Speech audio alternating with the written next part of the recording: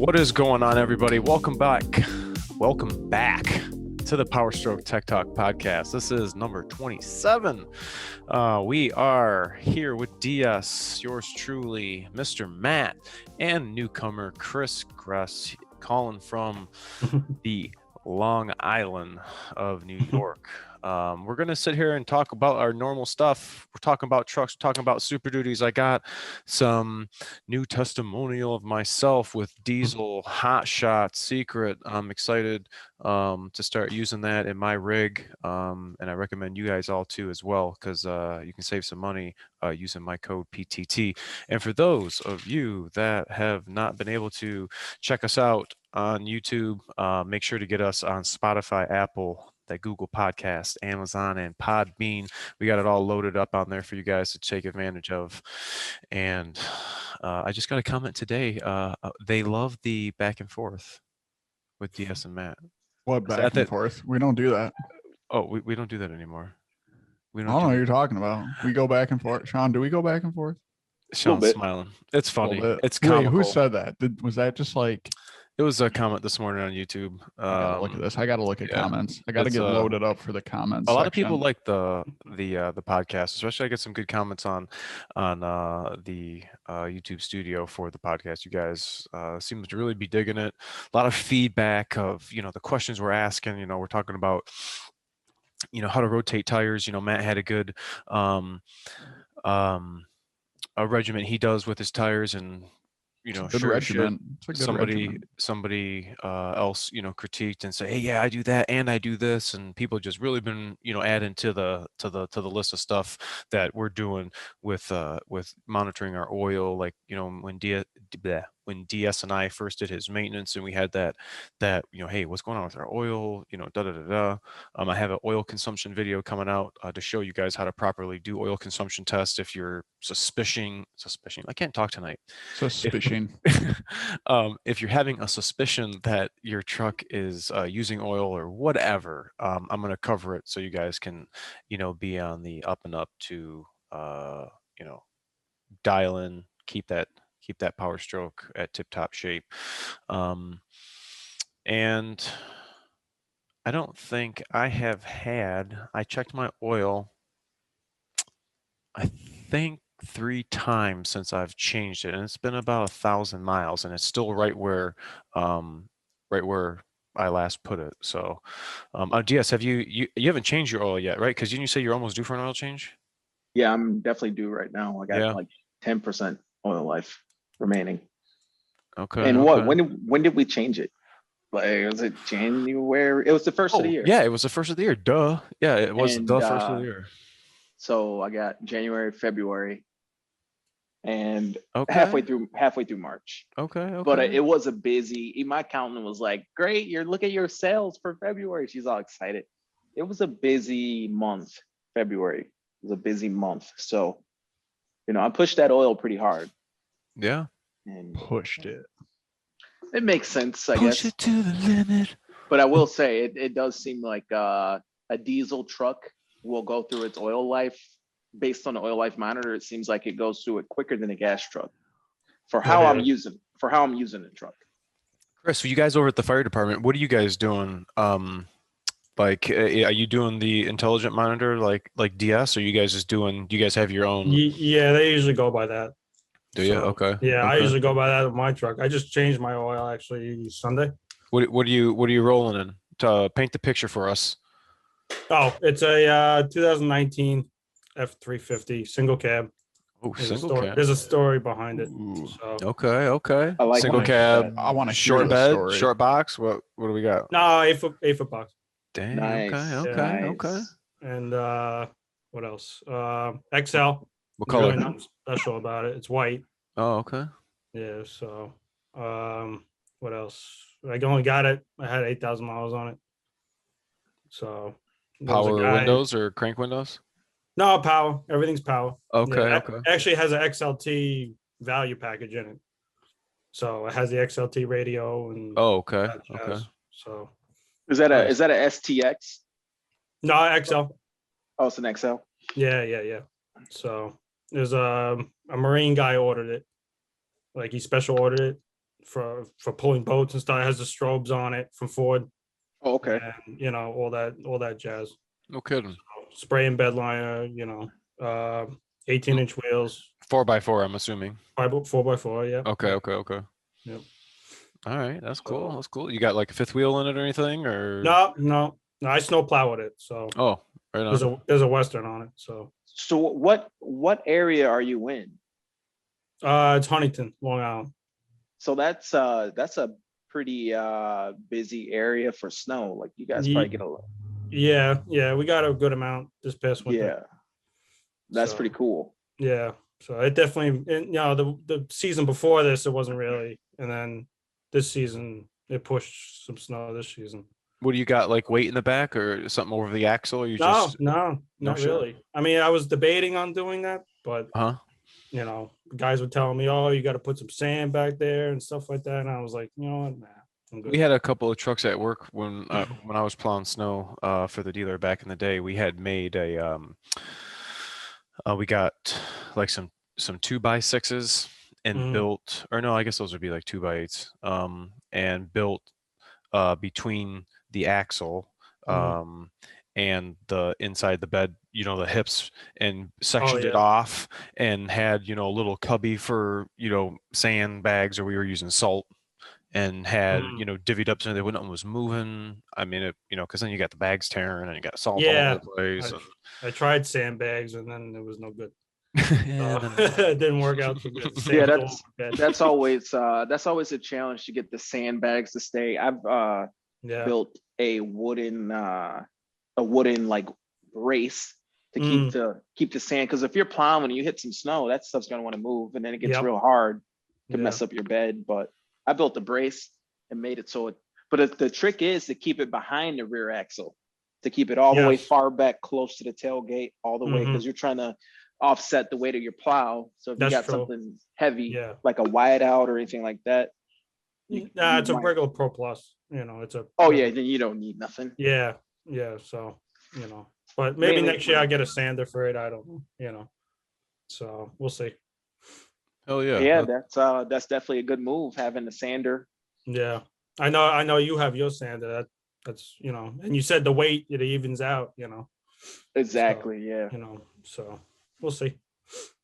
What you said your truck it came with 8,000 miles when you I bought it used. Actually, it was considered used. And then what do you got on it now? What do I have? 22,000. Oh, okay. Yeah. Okay. So, you know, the guy actually ordered it, and then he actually traded up for a Lariat, the guy who had it before me. And then, you know, I wasn't even in the market to buy one. And then, you know, my car came off a lease, and then I said I want another truck. I had a 250 before this. And then what else? The guy actually messed up on the price, the dealer. What? So he was asking a certain number of, you know, I think he was asking like 40-something thousand for it, and then I ended up getting it for like 38 because he wrote the wrong number down on the piece of paper. Oh, bummer for him. So, and we shook on it, and you know, and the guy was like, "Oh, I didn't tell you to," you know, he told the other dealer guy, you know, "I didn't tell you." Oh, he got in trouble. Oh yeah. People got fired over the truck. So wow. Yeah, that's how, you know, that's the story behind the truck. So, you know, those regular cab 8-foot bed trucks are really good. They're really good to have. I like it. I like the truck. It's really, I'll probably end up keeping it, you know, and get something else. It's just simple. You said it came from the factory with strobes? Yeah, it's actually an option. Like over the hood, like right by the wipers. Yep, okay. I know you're talking. They work great. You know, it's integrated into the auxiliary switches. Oh, no kidding. You know, it actually works pretty good. Now with that factory strobe, do they have it on the third brake light as well? Yeah, there's two of them beside the third brake light. Yeah. Okay. Dang, I wonder if that would have been. I wonder if that would have been done at the dealer or if that would have been done at the factory. I don't know. Probably factory. Probably I've never seen a truck come in there before. Yeah, probably factory, and they have a mod center. So like you order certain things, there's a whole nother place where like they'll pull the truck in. It's not assembly line, but it's another little modification center. Oh, They'll do wow. the spray in bed liners and Mud stuff like that. flaps, wheel well liners, probably. Yeah. Yeah, exactly. Dang, that'd be pretty cool to check that out. I saw this guy on Facebook, or was it Facebook or Instagram, one of the two, and I think he works at the Kentucky Trap plant, and I don't know, for whatever reason, you see it in his Instagram. I'm like, dang, what is it gonna take to get me down in there? I know it's COVID, but damn, that would be sweet to see a Super Duty. I know it's not a big deal for you, Mr. DS, but I'm not in the plant all the time. I can sneak you into the F-150 plant. I need to go on another tour. We'll go for a tour, all right. All we got to do is go into the turnstile and squeeze into the turnstile together, Hell yeah. and then we'll just they kind won't, of. they won't think anything. They'll be like, oh yeah. No, that happens. Two guys at the same time. What's the big deal here? It happens every day because you're like, oh, did you forget your badge? Come in here with me. We'll shimmy in there together. You throw on a vest, throw a big yellow vest on so everybody can see you. Oh yeah. Walks down the line. Hey. Blend right in. Just don't get hurt. Breaker. I'm gonna need to get one of those. And then we can also do we can walk around the facility and we can go where the new trucks are, like outside, and just jump in them and just test drive them. Oh wow. I want to go down those washboards. They wouldn't think nothing of it. They'd be like, hey, if you wanted to, we could actually just go in there and just start working. Hey, I'm gonna help you process the line. We'll just be like, hey, they sent us down to drive. I'm a process server. They'll be like, yeah, they'll give instructions. Sean, if in, I don't know what, 3-4 weeks, probably more when this one releases, there's a bunch of trucks missing. We're gonna come straight to this video. That we can't do. Hopefully that doesn't happen. Like hopefully someone else doesn't steal them, but I don't know how to steal a truck. I can't figure that out because it's like, we can't steal them. That part's under lock. Like that part's pretty secure. I think that plant tour was pretty dang cool. I mean, I felt kind of rushed through it, to be honest, but I'd like to have gone through it slower to, actually. It's cool. I just wish they showed you more instead of that, few little bits that they show, but I get it. We can get a plant tour though. Like we can get a tour and then we can go in there like on the line. And then and we can get a video permit. We'll strap a camera to my head and I'll just do like my route. Oh, dude, that'd be so that's sick. What I'm trying to do. I'm not trying to just walk the catwalk and watch people screw headlights in while they stare at me all right. That'd be sweet. When you guys went on I don't know, Matt, if you went, but when you went on the tour, were the people on the line looking up at you? Oh yeah. Oh yeah, dude, they were looking. They were looking like, "Why are you staring at me?" I know, and they're like looking, and I was like, I wanted to wave, but you felt nervous. Yeah. No, dude, I think I don't know what to do. When they bring you up in the elevator and they have you like look out over Dearborn and Detroit and stuff, and they're like telling you like the history of Ford and like, oh, there's Ford's building. There's the two companies that took government bailouts buildings. Here's this, here's that. And then the lady was like, don't wave to them. Don't yell to them. Don't do anything. Just watch. And we're like, oh my God, what kind of place are they running here? God damn, man. Well, sometimes we'll wave at the people on tour. We'll be like, hi to the kids or whatever. This one girl had a wreck. And she would work the line and she would just keep her thing cut like this, like real low. And she would just all day just waving up at everybody. That's fucking awesome. Oh, hey, man. I mean, wave. My favorite part was the sticker place. And the person who they like in front of a light, and as like the side fender of the truck went by, they put like the FX4 or they had like a little jig that went over the fender, and that was like the exact place of the sticker. I've always wondered. I liked watching them. I liked watching them roll into the dyno, into the chassis dyno. That was fun to watch. That. I remember the spot where they were doing. Then when they were doing it was like the 360 camera. I saw them pull over on the checkered mat. I'm like, I know what they're doing. I've done that before. They don't have people walking on it and driving on it. It's crazy to think. It's crazy to think like when you're on the line and you're looking at the tour, there's like you're barely seeing anything, because the amount of the line that you can see based on the amount of the people on tour that we can see, there's barely any, like mostly everything you can't see. Oh, that's what I'm saying. Like you can't really, it's like a snapshot of a few things that you can see. Yeah. Seeing little snapshots. Because like you can't see where they marry the body in bed to the frame, can you? Yeah, I don't remember seeing that in the truck plant. No, it's in the chassis area. I really don't even see that, but that's no, like I think we disgusting. saw cabs get picked up after they had everything thrown on them, and then they got whisked away to another part of the building. Then obviously, like once we got to the end of the tour, they showed trucks being driven off the line, and like going through quality control and stuff. I know one time a couple years ago, back when the 15 started coming out, I was doing repairs, and the supervisor was like, you got to stay after and fix everything and whatever. And I'm just like, ah. And she's like, well, you got to go to the other department and fix everything. And I remember going over there, and I haven't been over there yet.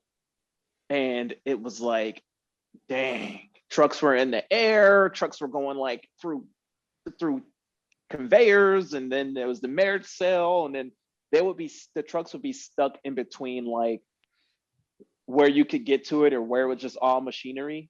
And I just remember like, dang, I can't get to it because it's not moving, because everybody was done, so you couldn't even get to like do the repair. I can't put my little light bulb in. Light bulbs. I remember you were telling me with the third brake light. Exactly, that's actually what I was doing. Yeah, you gotta be careful with them little screws in the back, because they're gonna strip out. And then not even that, like when you're tightening it, and if you're not doing like the middle to the outside and that thing cocks, and now you got a water leak, then your headline. Are you putting those on with like hand tools, or how do you do it? Well, I mean, the screws are really long. They're probably like 3 inches long. So you know what? I got one of those screws right here. Actually, I was just thinking about that, because I used to, don't tell anybody that I took these, but It's gonna be pretty hard right now, dude. I'm not gonna lie. What happened was, we would, at the time I used to have to. Dude, you didn't. I thought you were saying like you'd grab one or two, not like a whole bag. No, what happened is I didn't. Oh, that's at Home Depot. I didn't actually take these. What I would do is I would use these to do the repairs, and I would have a bunch of them in my pocket. And then I got home, I was like, oh, how'd these get in my pocket? But these screws are specialized. They have a special coating. I remember when they like changed the coating and put, that silver titanium. They want them to torque a certain way and all this crazy stuff. They actually might have changed it again, because I've had these screws for like since 2015 when I was actually doing repairs. But how do you tighten those up? Do you go by hand, or do you go by yeah, just snug them boys up. Like a screwdriver or just a drill? Whatever. Screwdriver. When I did it, I had a real nice Bosch 12-volt pistol, the little guy, and it had a clutch. And I dialed the clutch of the gun into the torque of the gun on the line. So when I would go and shoot it, it would compress the gasket the same exact amount, because that big rubber, well, it's not real big, but it's like a rubber gasket around. Yeah, that foam little job. Yeah, so I would sit there and like dial the gun in to torque it and watch the foam compress and make sure everything compressed the same amount, and dialed my little pistol grip gun to the torque of the gun on the line. I want to see that setup that Chris has got on the back of his, because the strobe lights on the third brake light. I've never had a truck come in with a factory setup with, the ones on. I've just seen pictures of it like in a little brochure. Like, really? No kidding. That'd be kind of. Send you a video of it on. Yeah. I'm curious to how fast they blink. Just probably regular strobe, right? Yeah, they're not bad. They're not bad at all. Is it? I would think it's kind of like they alternate. But they're not like real quick, like real flashy quick, or are they? No. Yeah. No, not like that. Yeah. What Yeah. what kind of rigs they got up in your firehouse? We actually have, was it 267s? Oh yeah, Two six okay. sevens, yeah, F350s. Both in rescues or? Well, we Are don't they- run ambulance, we just do fire. Oh, okay. But the neighboring towns, they do have Powerstroke. They do have 6.7s. You guys had any problems with 450s. them or anything, or No, running good? No, we actually have an old 7.3 too, which is Oh it's shit! a 03. Tell me you got cab. like Yeah. no miles on it. Yeah, it only has 56,000 on it. Damn, that's Yeah. tight. That's I want to tight. get my hands on it, but Yeah, that's tight. That's tight. What color you guys got on? What color are you guys' trucks? they're red. Are they They're red. okay? Okay. I Yeah. didn't know if you guys had that yellow, neon green.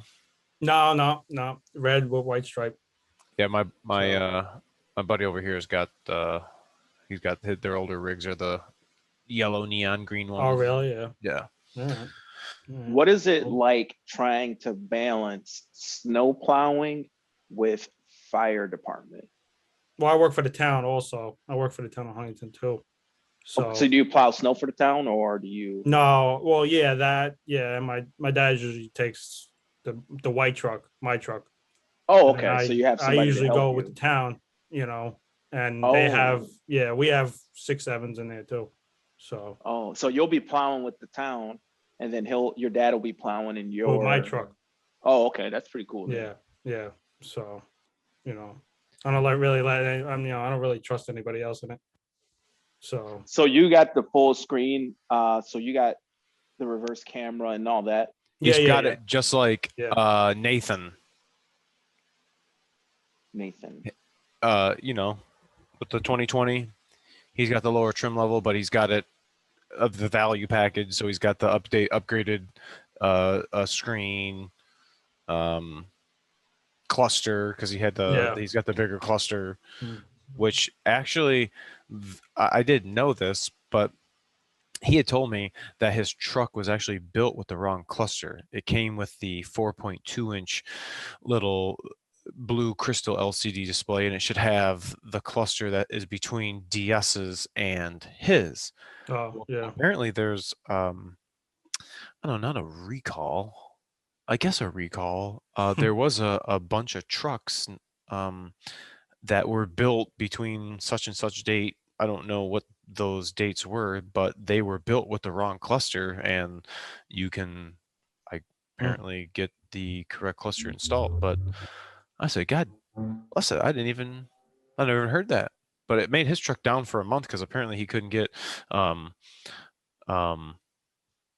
the cluster. It was apparently back ordered. It was like when COVID first started, so his truck wound up being sitting in the shop for a good month or more. But yeah, I don't know. He couldn't. It's between his and I, between DS's and mine, and his, which is probably the same as yours. There's not as many forescan things as you can turn on. Oh, really? I was just talking with the engineer, and we were talking about the new 2020s that they have different VREF than compared to the previous models, and different what? VREF, what is vehicle reference voltage. Low reference voltage. And he was going to talk about that if you have any of these 3-wire VREF sensors disconnected, engine oil temp, CHT, MAF, if you unplug it, you actually now get a communication code. So when I had got this job, I had just actually made a video on it. I had a problem with an oil pressure sensor on a 2020, and I'm like, what is, I got a U code for oil pressure temperature? Wait, what is happening? And he was explaining to me what they have changed. I'm like, oh. So with that being said, if we can now have oil pressure, I want somebody out there, somebody's can be a sleuth and know where to find this, because I just don't have time. I just wait for other people to put the spreadsheet together. But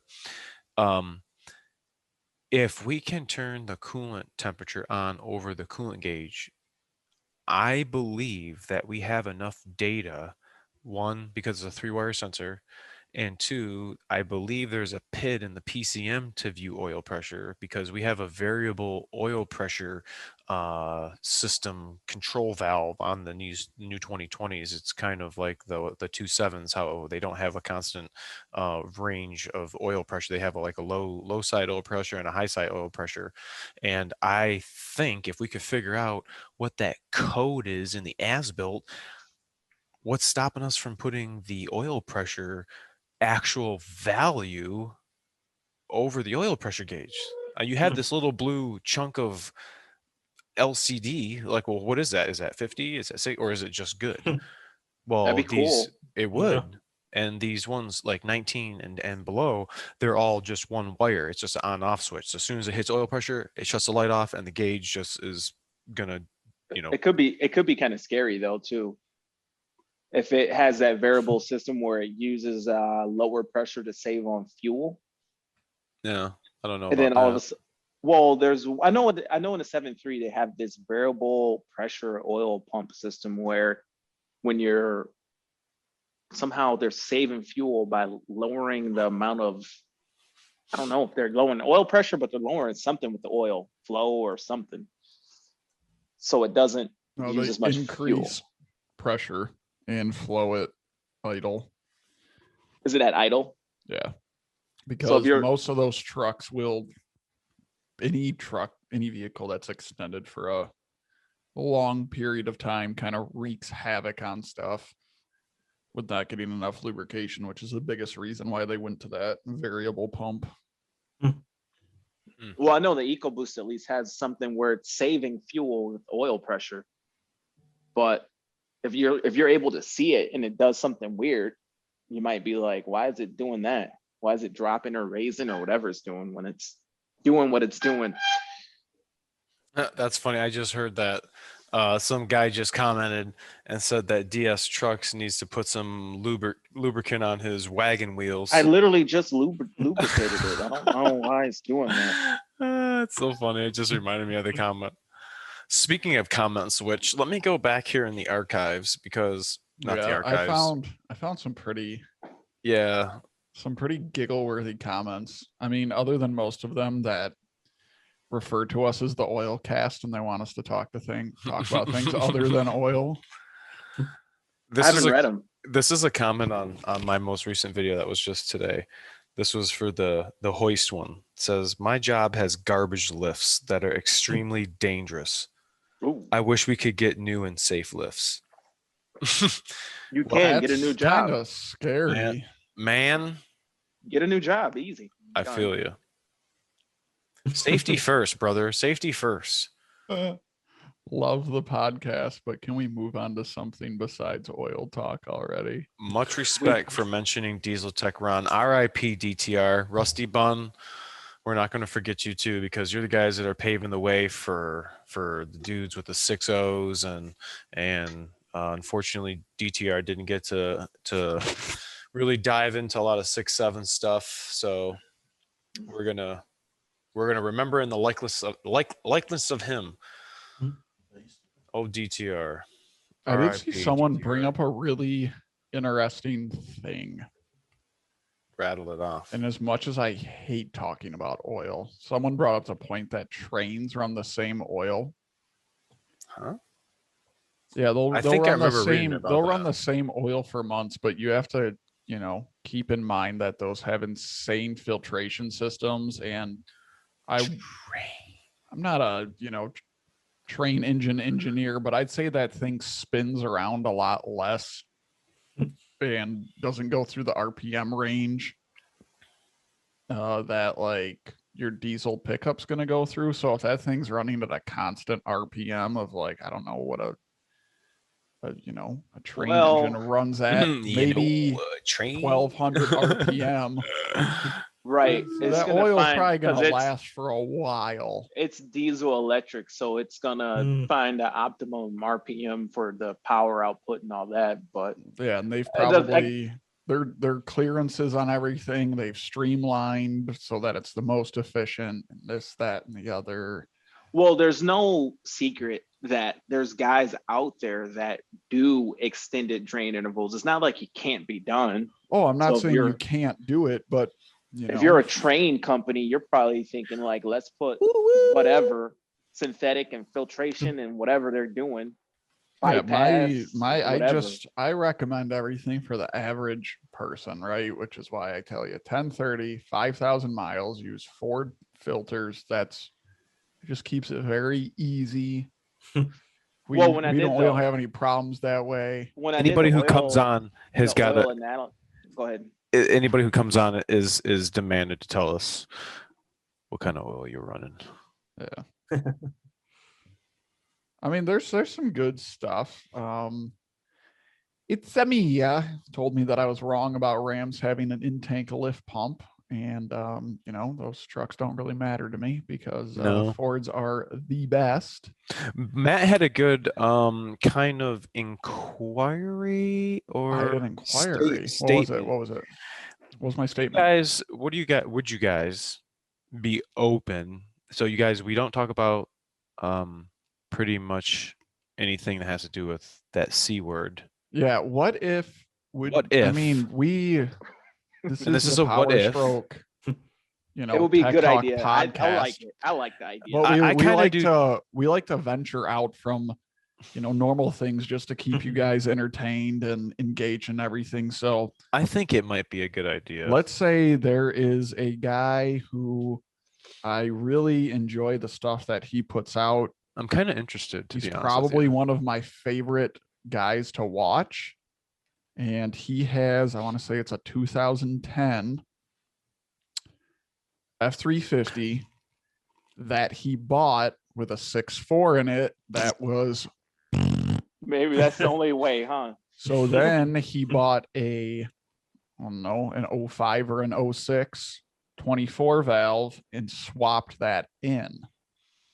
I've never Now, seen it in person. I've seen this dude. What's that? He's got like 1 million subs. Chester. No. What's this dude's?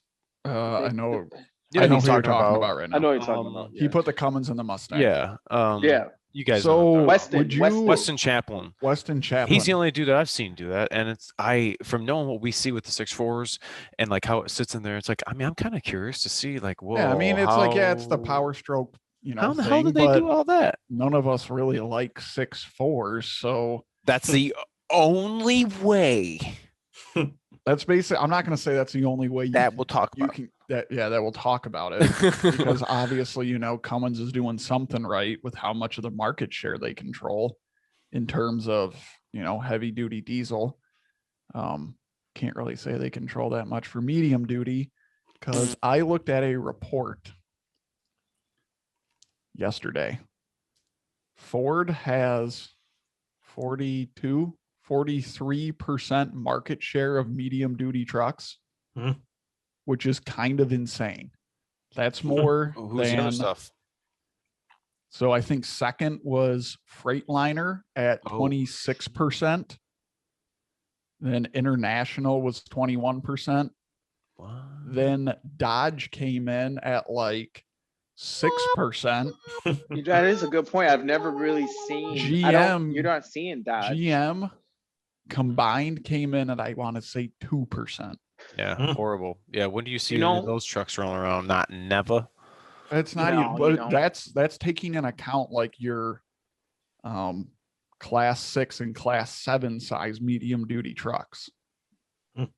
Now, granted, your 1 tons are in there. Ford sells a lot of 1-ton single rear wheel trucks. Well, I did a video talking about the 10-speed, and I feel kind of bad now because there's a lot of people coming in there. They're like, oh, Ford sucks, and that's what you get for buying a Ford, and you should have got a GM, and GM's not having that problem. I hate to tell you, and I'm like, Allison is a 10-speed. It's the same thing. It's literally the same thing. We know what the difference is. Why do I always hear? The difference is there ain't no GM trucks to compare it to because no one's doing nothing with them. No.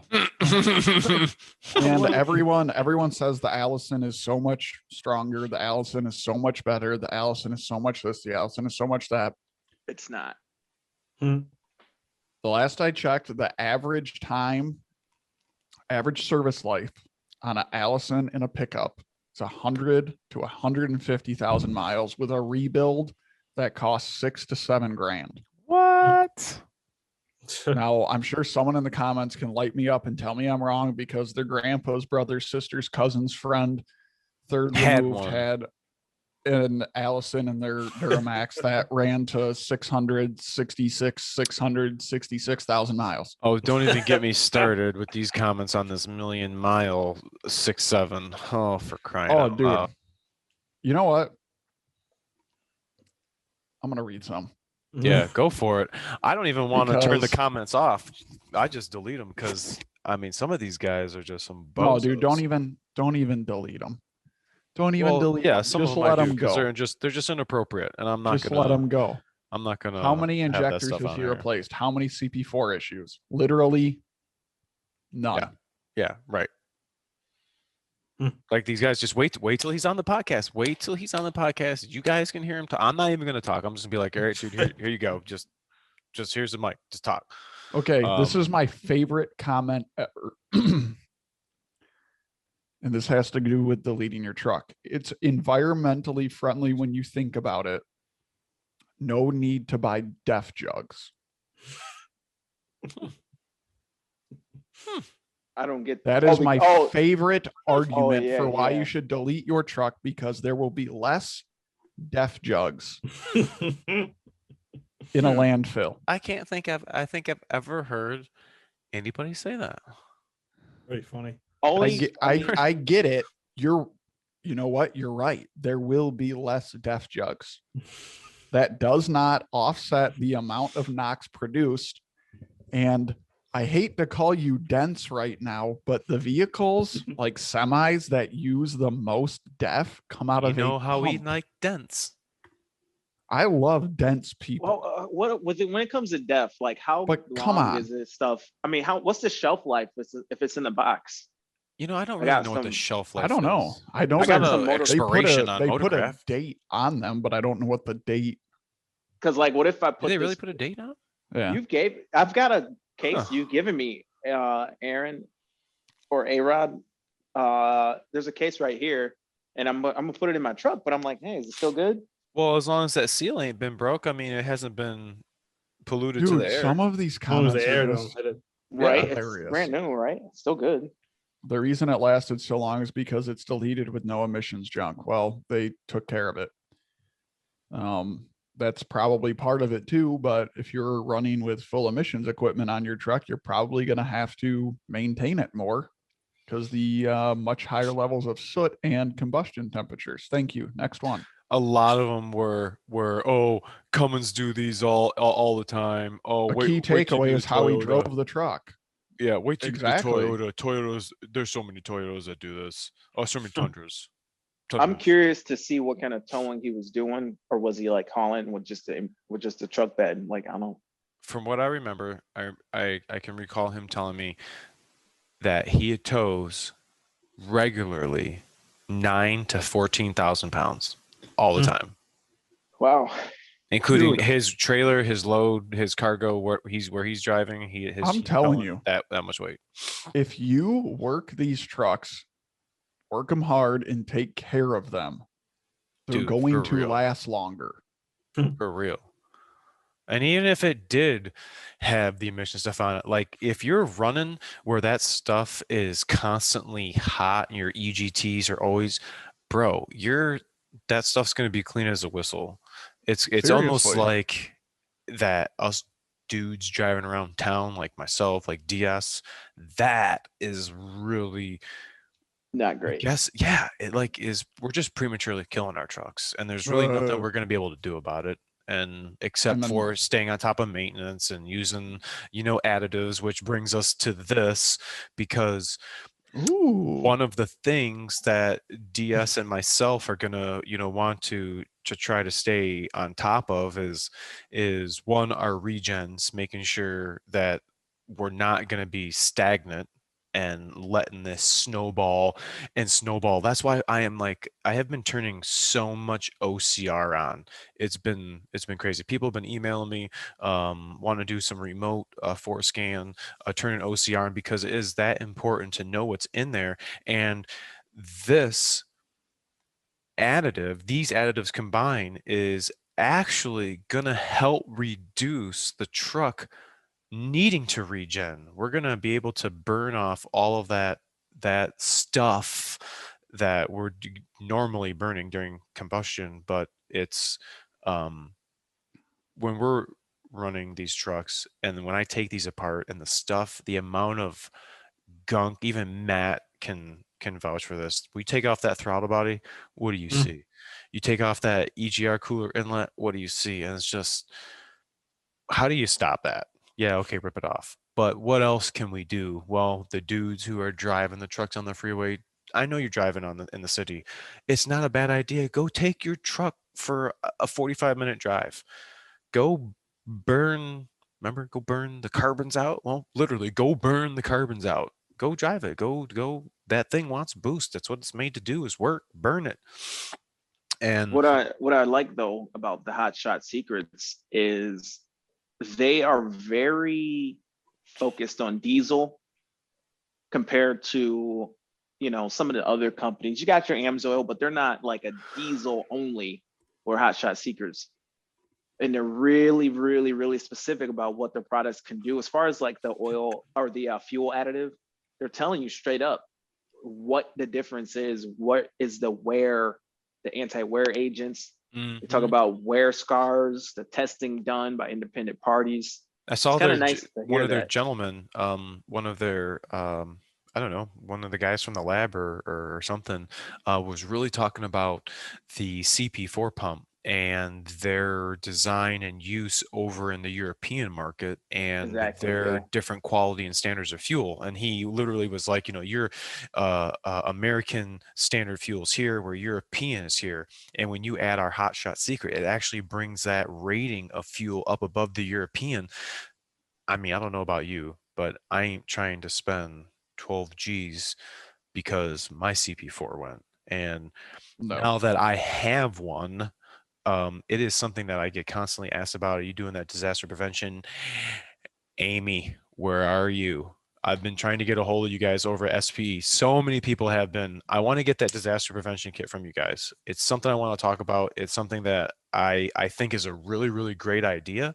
And before I talk about it and before I put it on my own vehicle, I want to see it. I want to talk to you guys. I want to talk to that dude who's in your lab who is putting together the video where he's talking about how the stuff is going through and the micron filter and no need to cut and this and this. I want to see it. It's like literally the thing I get asked about the most. Yeah, I want to do that, but in the meantime, how do you keep these pumps healthy?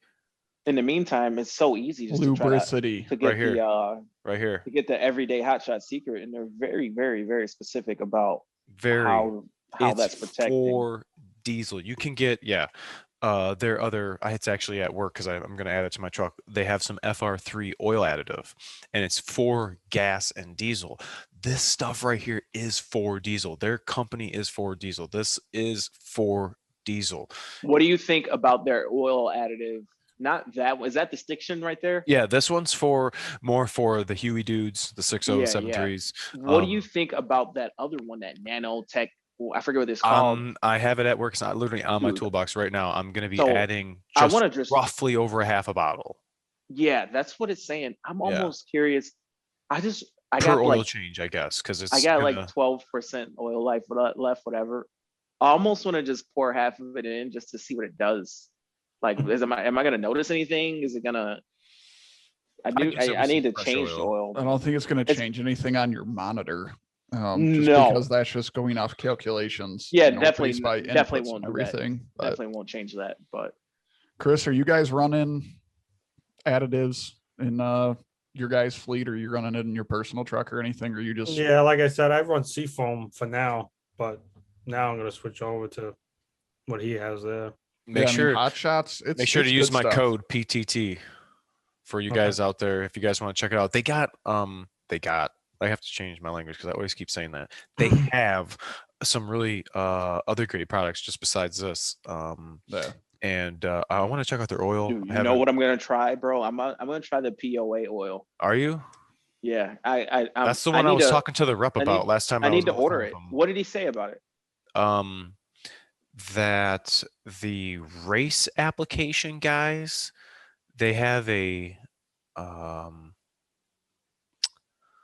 what I don't know verbatim what he was saying, but he said there's like two different tiers of oil. That the one is their everyday, not everyday, They have a their fleet. heavy duty Yeah, diesel one, and then yeah. they They have have a their race yeah. diesel one that is, I think one he said is 4 trucks that have emissions because it's got more um more metals in it or something, or more different additives that can hurt the catalyst. So he said there's like two different, depending on what your application is, um different What oils. But what did he say about that POA stuff? Like their highest level oh diamond. It's got like a diamond on the bottle. yeah, I can't remember. It was like over a month and a half ago when I talked to him. I'm thinking about trying that. I gotta double check and everything, but I think it's cool. But I want Yeah, to try that. But the only thing is I don't need it. Like I don't. If I were to do T6, I would be just fine. But why not try it? I mean, it's just for fun, I guess. I think I'm I think I'm for sure. I'm switching gears to fuel. Fuel is I have fuel in my crosshairs right now. That is going to be my biggest. I know I'm definitely sticking with full synthetic. I don't know. I'm gonna be. I'll go between brands. I'm definitely sticking with full synthetic. But fuel additives, fuel cleanliness, fuel health, CP4. That is. I have that in my crosshairs because after seeing I don't ever tear those things down. I don't have them to tear down. They all have cores on them and I have to turn them back in. So I don't ever I don't ever do it. But after seeing the one that the Hot Shots member had tore apart on his bench and actually showing the cams on the metal to metal, like where that little bucket's riding and how this is actually generating pressure, like these tolerances in metal to metal, the importance of having lubricity. And I just get a truck, an 18 Toten, an 18 450 Platinum. Oof. Oh, 62,000 miles on it. Oh, got the factory oil filter on it. Oh, never had fuel filters. Oh, Oh, oh, Whoa. come If you on. want a fun tip, oh my god. Oh, the these guys are killing me, man. tolerances inside the injector for the 6.7 Silly. are so tight Mhm. that you would not be able, if you pulled an injector all the way apart. This is what I've been told at training by an engineer at Bosch. The tolerances are so tight in there Ooh. that if you were to pull out the plunger with your bare finger and put it back in, say you assemble it perfectly, it's not going to flow the same amount of fuel. Wow. It's Dang. going to flow more fuel because the oils on your finger and any Oh, wow. contaminants and dirt and everything is going to take that whatever tolerance that was there, because it's not like I don't remember what he said it was. It was a few Okay. microns or something. You guys got to check this out because an engineer, let me go to share screen really quick. Let me go back to here. The tolerances in these systems are insane, and it's why we preach taking care of everything. It just reminded myself what you were talking about. I don't know. Can you guys see this? Mhm. Yes, sir. Yeah. So I was made aware. I wasn't I guess up to date. This is I have I was a just looking at coffee this. table. Yeah. Oh, you got the really? 2020 coffee table Yeah, book. you can go Yeah. see it. Go to the service tips and you can actually click on it. This is the new coffee table book for the new 2026-7. And this has got a lot of great info. And I have not gone through this. I just briefly skimmed when he was telling me, but just to go through and read all this, I kind of want to I wish I could get this printed out so I can have it with all my other ones. But you guys can see over here, it's talking about how the numbers are, how the cylinders are numbered. Here is our viscosity grades. Oh, stay here. Oh, I like this. Check it out. Check it out. Here's real quick. Engine oil requirements. The 6.7 Powerstroke V8 turbo diesel engine is designed to operate over a wide range of operating conditions. It is important to perform regular engine oil service and match the viscosity of the engine oil to the vehicle operating conditions. Use the correct viscosity grades in this chart above here, and this is pretty much is what's in your owner's manual. You guys should see this little chart here. That is gonna tell you the exact viscosity grade, depending on what condition you're using and what climate you're in, for most part. Going through, dang, look at that thing. Here's this oil pressure control solenoid that I was talking to you guys about right here. This is that variable control solenoid is between the oil filter housing and pretty much the starter area. You guys can see it's all crammed up in there. Is that the new intake? That is Yep. the new intake. Okay. Yep. I wish I could. So that went from a plastic upper to a cast aluminum upper, and then they swapped the lower intake to plastic from aluminum. Because when you think about it, it never really made sense that they had this plastic upper intake that has, a lot of air flowing through it, compressed air, that is, which we never had problems with them. It's just from a standpoint of, engineering and manufacturing, it probably made a lot more sense for them to go that. And if you look, it kind of takes a nod at the way the aftermarket went with it too. I totally agree. I would not mind having a different pipe, intercooler pipes. Hold on, go back. Go back. So we're going to go over two things that are very interesting and kind of unique. The way that the lifters, or, Ford likes to call everything different, the followers and everything. So there's 2 followers per bank for intake and exhaust. So there's, these are 4 valves per cylinder. So the interesting thing is there's like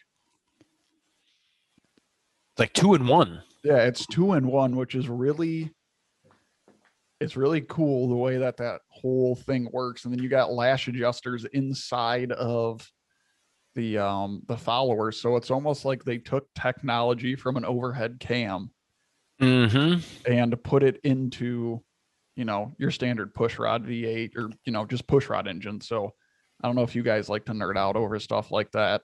Obviously, we've got the mighty tried and true compact graphite iron block right there, which we all know to be super stout. And I believe in 2020 that got redesigned a little bit. Obviously the biggest change when Aaron flips this page is our 2020s no longer use a aluminum piston. You guys can see how tiny the skirt on that piston. Look at that too. Look at this thing. But that went that's crazy. Trying to remember if that's a forged steel piston now. I don't remember if it's forged or if it's cast, but all steel piston now. Ford has a video out there somewhere on why they went to this, but it frees up a lot of rotating mass. And when they did that, they actually beefed up the connecting rods quite a bit, like I think 25%. Vacuum pump. And SPE actually has a teardown video on that. So if you guys want to watch a video on a teardown of a 2020, I'd highly recommend going and look at Snyder's video on that. Oh wow! Look at that! Look at that cooling system. Go back. Holy cow! Look at this. This is an interesting part. That's huge. I don't think this got updated. If you look on the right, it says use specialty orange coolant. Where does it say that? On the right, on the page. Oh page yeah. 27. Oh wow. Yeah. So we can't use we can't. We no longer have orange coolant. I do get asked about that quite often, about mixing. Do I drain? Actually, this next picture coming up, I believe. I guess not. there's a picture of the oil cooler. If you guys ever want to drain your block, if you go on the driver's side between your drive shaft and the engine, you'll see this silver box. That's your oil cooler. It has a hose that goes right up to the block. If you take that hose off the block, your coolant will drain the block. It could be a mess, take it off the it's kind of a pain if you want to totally drain the block the most you can, but take it off the outlet side. So that's going to be the side that runs up along the driver's side, which if you don't zoom past it, you can see that hose if you go back real quick. So I did just put a 10-speed trans in a 7.3, and that whole trans cooler underneath, I actually took the trans lines out the side of the trans, and that whole, I didn't even drain the coolant. That whole trans cooler, literally 90 degree, went right up to the front axle. I zip tied it around, and it like was totally out of my way. I thought that was pretty slick. That's good to know, because we've been looking at those, dreading the time when we have to pull a trans out of a 2020. To be honest, probably not that bad. It really, what did that fight me the most? The torque converters weren't bad. The starter wasn't bad. The exhaust is going to suck when these things got 50, 60, 70,000 miles on it. I'm going to tell you that right now. I'm going to tell you one thing that's beefy about these is you have 6 bolt mains on these. Mm-hmm. Well, technically they're 4 bolts with 2 side bolts. There it is right here. This is what I was talking about. The oil pressure is electronically regulated via the variable displacement oil pump pressure control solenoid. This results in continuous oil pressure control. This solenoid is located in the block stiffening upper oil pan. So what I was saying was, I guess, a little off, but it oh wait, no, here we go. I was well, it not has, saying it correctly. It has 2 of them technically. Regulating oil pump displacement provides varying oil volume, ensuring correct oil pressure, both hot idle and maximum speed. Operation of the oil pump is controlled by the oil pressure control solenoid that will switch the pump between high and low mode operation. I'll be damn. Very interesting. Very interesting. That's, I mean, for them to add that, they've got to be, what is changing this? Why did they want to do this? What was the reasoning that they wanted to now control this oil so precisely? What was wrong with what they were doing before? Idle time, baby. Idle time. Yeah. Trucks that idle a lot, those things love to eat.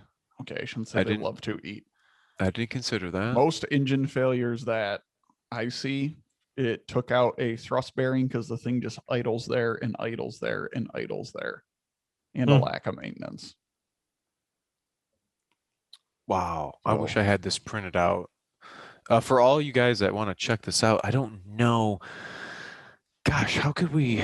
I mean, this should be on the internet, right? Couldn't they find this? Type in 6-7 I don't know. coffee table book. Yeah, they might be able to, and I don't know if you can. Okay, I got an idea. Let me. We'll have to see if you can order. We'll have to see if you can order a coffee table book from your dealer. Coffee book. That might be something you can. No, I think I figured it out from the dealer. If you guys go back to, I'm gonna put a link in the description. If you guys go to my channel and look in my videos back when I was talking, I had all the coffee table, the thumbnails is all the coffee table books laid out. And in those comments, I believe I pinned it, a gentleman had gave some really good info on to actually where to get the coffee table books, to get the printed ones and to download the ones in like a PDF format. I bet you anything somebody's got the updated info in there. If you were to click on it, it would have, updated coffee table book. Definitely something you'd want to have just for basic info, or know how your rig. I mean, this is how we learn about. Yeah, I mean, as a technician, this is very, very nice stuff to have, because sometimes in the workshop manual, it's not totally spelled out. Even stuff like the way that the new electronically controlled VGT works. Had I seen this when I was doing that turbo, I would have known what I was looking at. We didn't have this available, so this just came out, as I was told. That's pretty sweet. Got the little color codes in there. EGR. Oh, yeah. Fuel system. There was something else here. Let me go to the PCD. I want to show Matt something. There we go. Hold on. Go back. there. Go back. Go Oh, there it goes. back. You guys can see how your CP4 works and why. Piston assembly. This would have been in 26 or 25 when I kind of talked about how, the way that this high pressure pump is assembled and everything. So this is a pretty good, description of it, to go with pictures and everything. That gives you a good idea of why, if these fail, why they fail. And you can just kind of have a visual representation of that and see like, oh yeah, if that piston This were is to some spin sophisticated in its bore, stuff, man. Yeah, it's not gonna have a fun time. So It's almost, I don't know. I like it. It's scary, but I like it. Oh, wow. Are they talking about this orifice right here? Are they finally telling you about it? Why they got this red circled here? that's to tell you that there The are diverter. yeah. The diverter allows pressure equalization for both rails, resulting in equal pressure. No kidding. You didn't know? Come on, don't tell me you didn't know. Well, that. I didn't know. I've never heard it called a diverter, though. I just knew it was an orifice. Yeah. I didn't know what for. It's just to slow down fuel flow to the left-hand rail so that it gets to the Mm. right-hand rail at the same time. And they're thinking of everything. But yeah, you can see all the different pistons inside the injector, kind of like I was talking about and all that stuff. And a good thing that bottom left on that screen talks about IQA codes Mm-hmm. when you put injectors in. And some people will tell you you don't need to program. It doesn't matter. The truck idles the same. I'm going to tell you right now. It does. It does. That thing will clatter and hump and jump and do everything you don't want it to do because it can't adjust how much fuel it needs to flow at idle through the injectors. So Wow. 105 pages. That is, this is the biggest coffee table book I think that we've had so far. it's good stuff. It's good stuff. I always enjoyed Wow. training when they popped the coffee table book out. I people were know. like, I remember "What when I is got it. that?" We're like, no way, dude. Can we get one of those? There's a DF, which you don't see in the gallon jugs anymore. They're all 2.5s. It's kind of nice though, because 5-gallon tank. True that. Yeah, there's some very good stuff in there, and people just, if you can find a way to get it to them, great. Oh wow. What? Oh wow, they got a little interactive Oh. video in here. Oh yeah. I like how you can tell that someone just recorded it off of their phone. That is so. Hey, shut up, man. Hey, just saying. Engine removal bracket. Do you guys use that? When I pull an engine, Yeah. it depends how I'm pulling it. Like when I pull them in chassis because I can't get the cab up and off, then There it yes, is right I'll use there. the eyelet that mounts to the crate, to the valley of the engine. If not, we have an extra set of lifting brackets from a crate engine. Mm-hmm. Yeah, yeah. I've been using I the same put thing those for that. on, I chain them on, and then I just pull it right off. And I don't know if they tell you not to do it that way or what, but that's I don't know. If they can put it in the crate using that, I don't see an issue for me, to remove and install an engine that way. And it's honestly a lot easier. I feel like you have more control and you don't have to worry about that stud nut unthreading and then you drop the engine on the ground. Mm-mm-mm. My 6.7s, that's what we're here. We're talking about them. Whatever we can do to make them last as long as we can. I can't wait to get my million-mile boy on here. A lot of people have been asking about it. Want to talk to him, want to hear what he's got to say, want to see what he's done to keep his truck running that that many miles. I think we're going to end it here tonight. I want to let you guys know, I keep forgetting to tell, I got to make an Instagram post. If you guys want to get some shirts, these are my new ones. This is the third batch. I got red with black. I got it on the back. I got black with white lettering. And I got 2 different versions of stickers.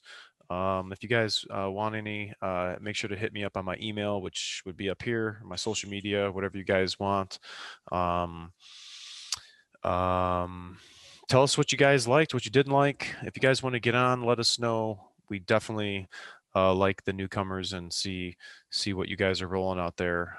DS, Matt, Chris, thanks so much for joining us. No problem. Yeah. Anytime. Until next time, you guys. Thank you. See ya.